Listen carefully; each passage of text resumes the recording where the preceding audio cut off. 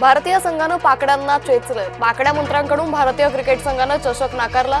मुजोर पाकड्यांची आंतरराष्ट्रीय नाचक्की।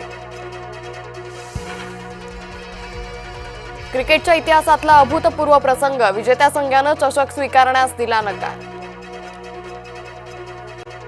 मुख्यमंत्री देवेंद्र फडणवीसांकडून पूरग्रस्त जिल्ह्यांचा आढावा। लातूर, सांगलीसह जालन्यातील ग्रामस्थांना मदत।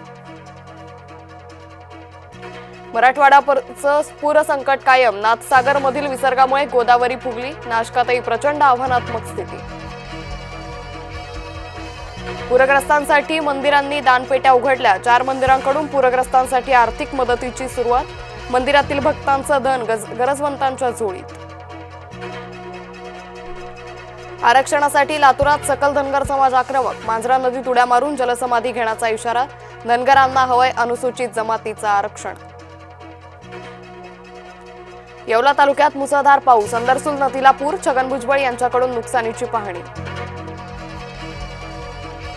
धाराशिव मधील मांजरा नदीला महापूर। पांढरेवाडी येथील 45 कुटुंबांचं स्थलांतर।